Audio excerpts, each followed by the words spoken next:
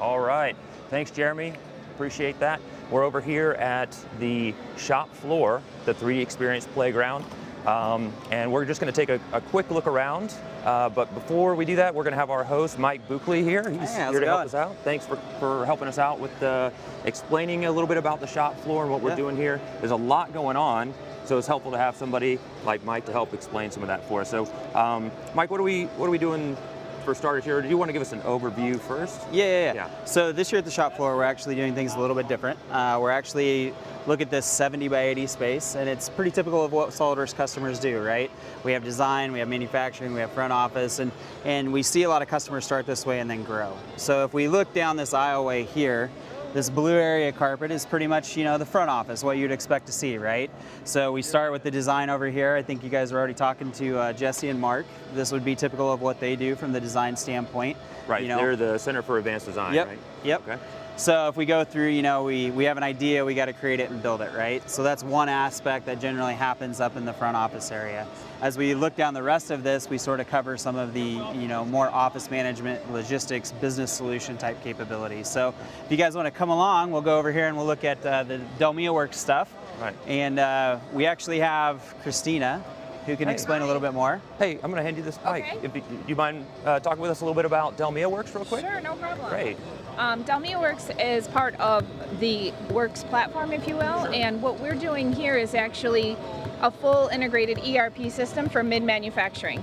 And what we offer is all of the back-end solutions that go with the shop floor. So in other words, we're able to take in demand, we're able to convert that into work orders and material requirements and actually deliver through our shipping and distribution modules the product to the end customer. Okay. So what we're doing here is actually explaining and showing how from creation, from design, you can actually go right into production and build that manufacturing bomb and produce orders, get your materials, and then have it flow right through. These three stations right here explain the different elements of DelmiaWorks, if you will. Over here is our pretty much order to cash, and what we're showing over here is our capable to promise. And then over here is our actual shop floor. Okay. This typically, yeah, sorry. Oh yeah, that's all right. This typically is what we are using on our floor to actually monitor product running. In here we can count for rejects, we can account for product that is manufactured, inventory counts going in, consumption going out. And this is all happening live? Yes, this is real time. Real time. Yep. And then this final screen over here? This final screen over here is actually a video of kind of the industries that we are in and our testimonials from our customers that are currently using our solution. Wow, okay. So give us an idea of some of the types of customers, big, small, like what's a good fit for DelmiaWorks? So DelmiaWorks is a mid-manufacturer. We're starting with customer sizes for shop floor right here, anywhere between 10 to 250 million size in revenue. Right. But typically, from a Solidworks perspective, these customers are starting off, they're innovators and they're looking for consistent production type tools, and that's what we're offering for this. Okay. So our customer base can be pretty large with multi-site, or it can be pretty small. We're very scalable. Wonderful.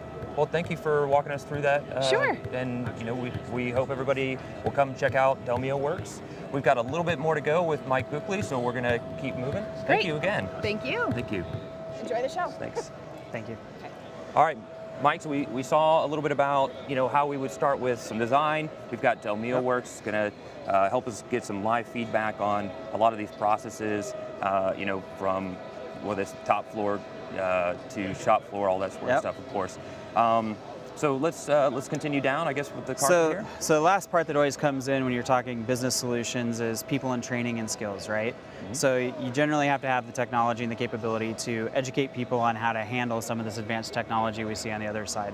So if we come over here to Al is actually, he has curriculum, software, technology to allow people, to get trained on how the CNC machine works, how the automation happens, how the product's actually going to run, and then the certifications that go with it. So from Al's side, it would be more of, how do we get people up to speed and fill the skills gap that's happening. So especially attracting youth, that simulation's been really proven successfully attracting young people to the industry, which we still face some perception issues, Absolutely.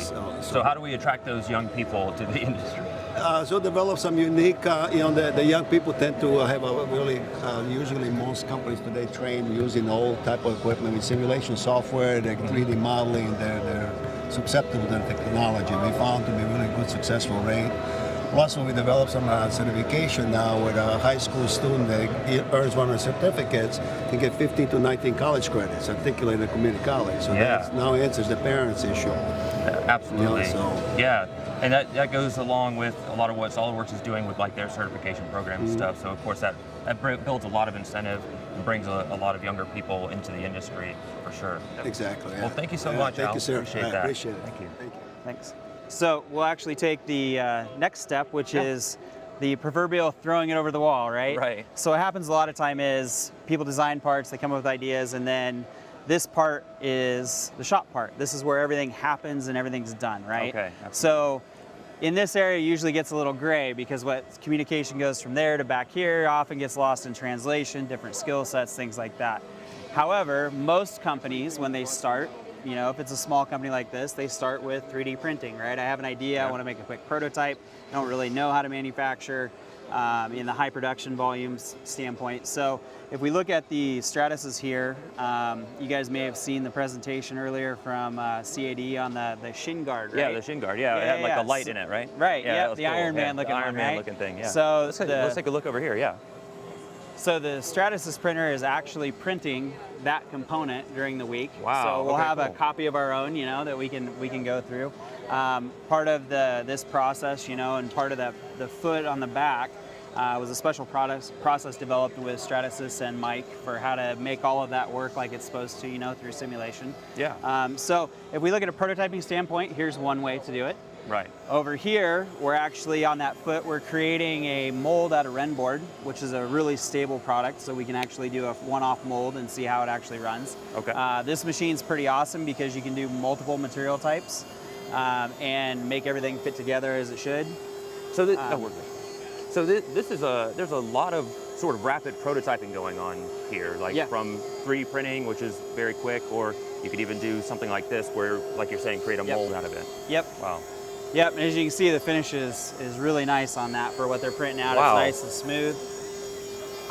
Yeah, the quality is like really good on that surface finish. So if you need like a really good surface finish for your rapid prototype, something like this would also be a good option. Yeah, it's one of the best parts of Ren board is it's really great for that kind of stuff. So we'll move down here and we actually start moving, as you go from prototyping, you start getting into the actual subtractive manufacturing, going more to production. So as we come down here and we look at the Tormach and what's running here, this machine actually is running multiple parts at once. Okay. So we'll get down here in a little bit and we'll see some things, but they're actually making 2 parts at the same time. Wow. Based on fixturing. So as you start going, into the production stage, you start getting more into fixturing and design, and you start thinking of ways to make everything more efficient. So doing 2 parts at once, I mean, to me, I can't do multiple things at once. I can really only focus on one thing at a time. So how does this machine manage that? Like you just program it in there and it's able to do multiple things? Yeah, so I mean, there's a lot that comes into play, with designing, tooling, and fixturings. Like a manufacturing engineer will figure out how to put everything on the table and make it fit, and then you start laying all the parts in there, and then you get into the programming side, with like Solidworks CAM or Delmia, to figure out where everything's at, clearances, fits, all that good stuff. So the longer the machine can run uninterrupted, the more efficient you're going to be. Of course. Okay. So our next step is down to something a little bit faster. Okay. So in this area, we're actually making the first part that you see on that fixture. So if you look at this guy here, wow, you can see that started as a round billet like this, and we're machining that first step of the pylon, and then it gets finished machined in the Tormach. That was part of that second setup. Oh, okay. So you actually put this into a fixture inside the Tormach, and then it can finish up whatever it needs to do. Okay. Because you can machine it faster on the lathe here to make the round part, and then do the finished work over there. Right. That adds efficiency to the process, but it also adds complication because now you've got this whole process of workflow of, well, how many of these do I have to make sure that I can supply the Tormach machine, right? Okay. So we're going to talk about that in a second, I'm sure. Yep. We'll talk about it a little bit. That gets into scheduling. I'm getting ahead of you, aren't I? Yep. Yeah. Yeah, we'd love to see it run, of course. So if you guys want to see something cool and fast, this is where you go. I'll try it here. So what we're going to do is we're going to machine that first part right off of this bar stock.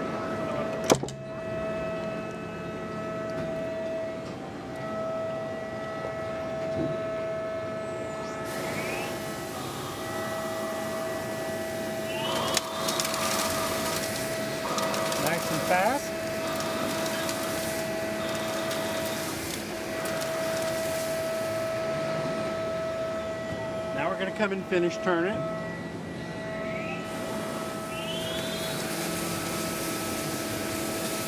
There we go. Now what we're going to do is we're going to cut it off. And the cut-off process is actually going to be to where we can twist it off. So we'll leave just a little bit of a nub there.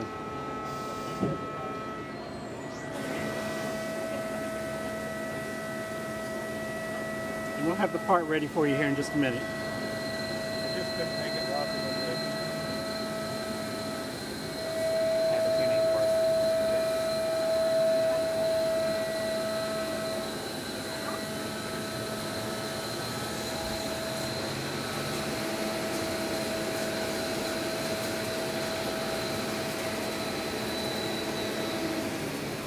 Okay.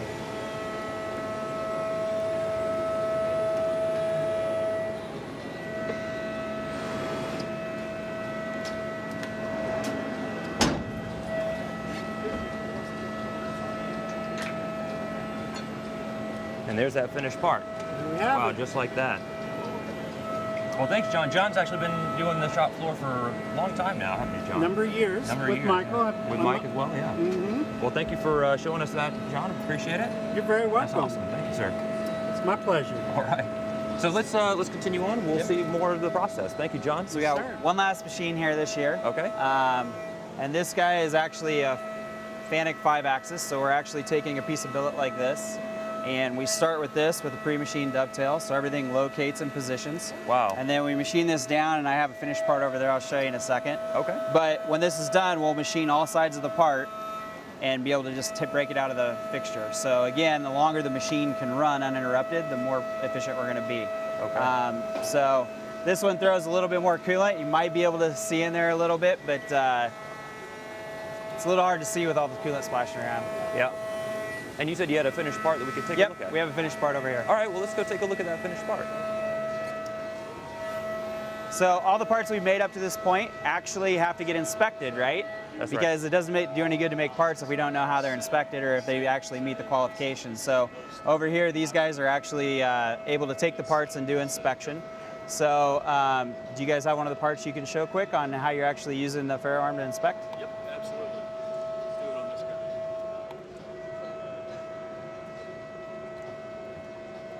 So here is our part, our teardrop part. So we'll do a little bit of deformation to it with our putty. Oh, okay, so you're adding putty here to make it look as if it's not a not spec part. Correct. Like so the we're part has adding been deformation. damaged. I don't really have a way to crush To it actually crush it. myself. Okay, Yeah, sure, exactly. yeah. So we're adding our die wear, if you will. So from here, we'll tell the system we're going to do a new piece. So we've done 18 inspections of this part already. So we're starting to add to those parts. We've got a time and date stamp of where we are right now. I'm Zach Flynn. It's adding that in. Okay. We're going to tell it we're going to create it.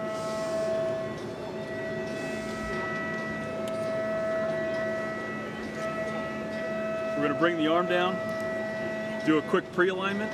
So just clicking 3 points in space. Laser's going to be emitted. So it's a line of two-site blue light laser system. Okay.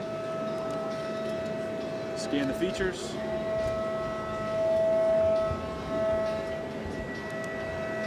We now have the ability to rotate our part utilizing our 8th axis.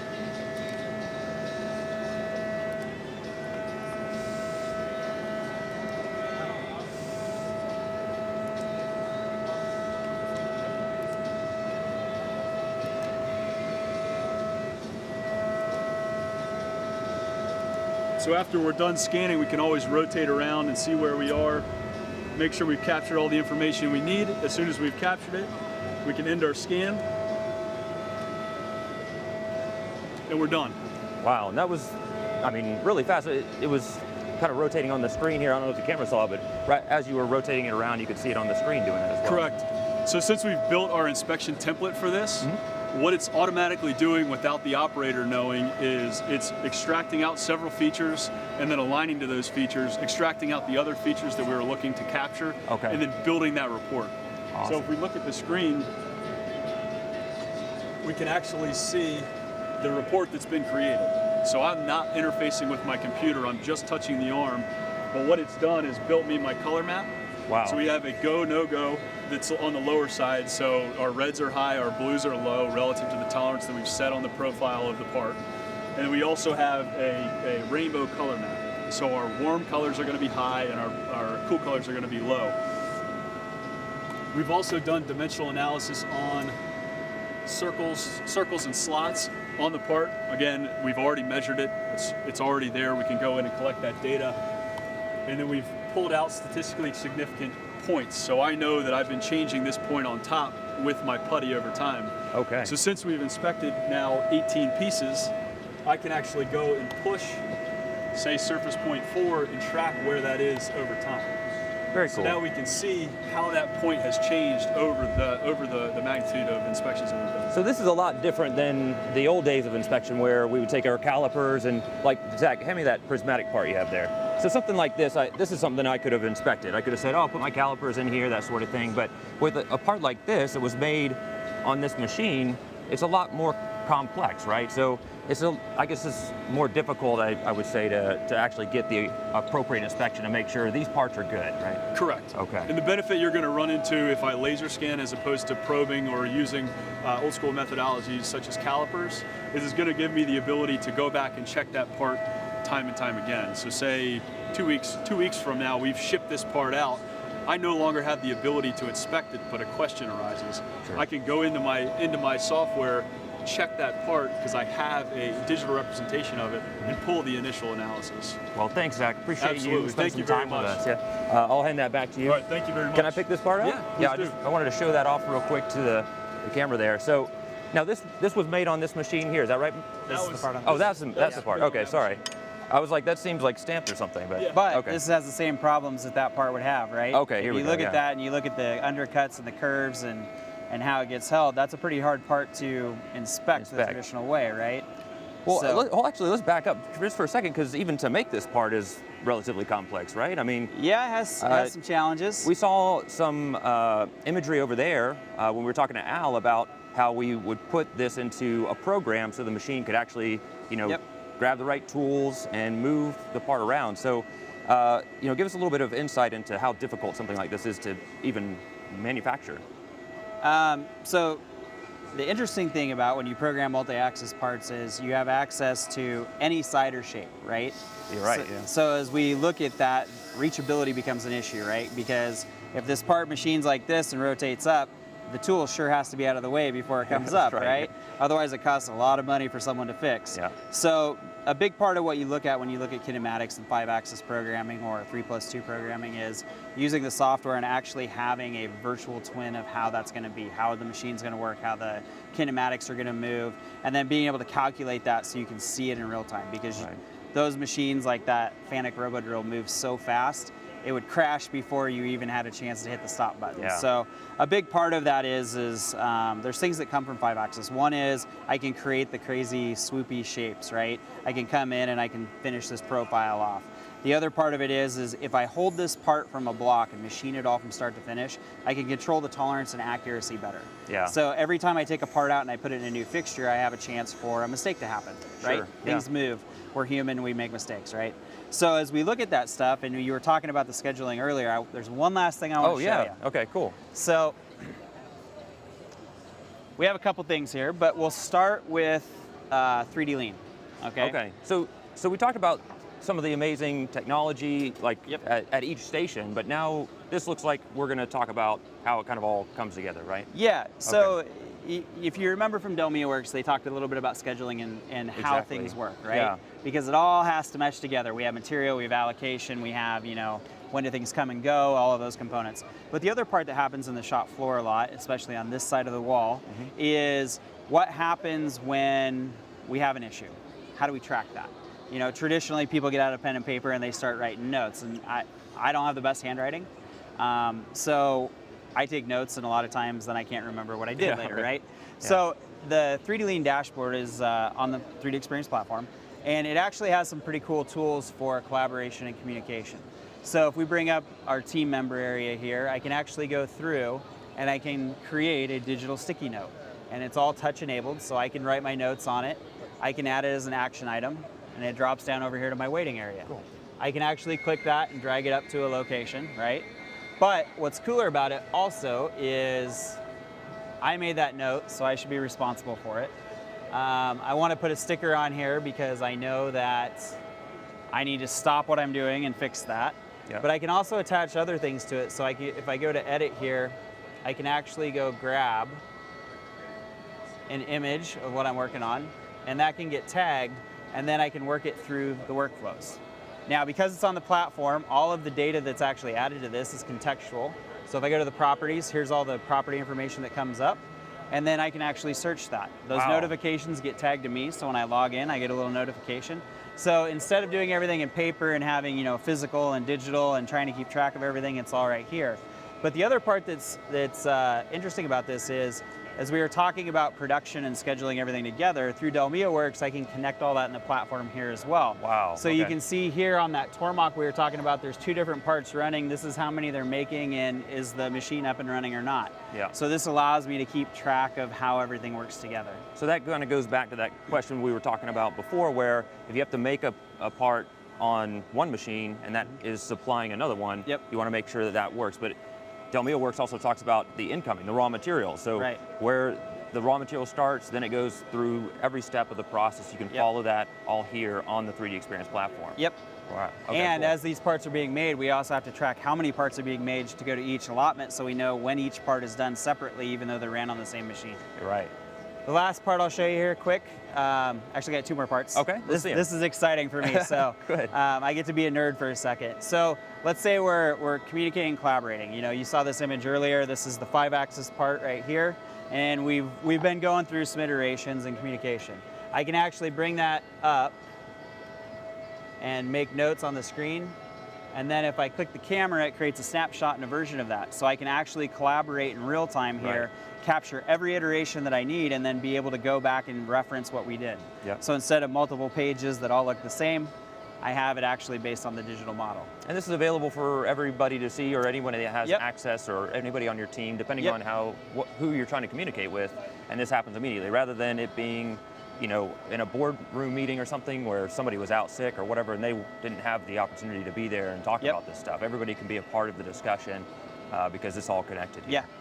Yep, and you have it forever, right? 'Cause Yeah. it's part of the platform. You Exactly. don't lose the notebook and be like, oh no, what'd I do? What do you do with those notes? Yeah.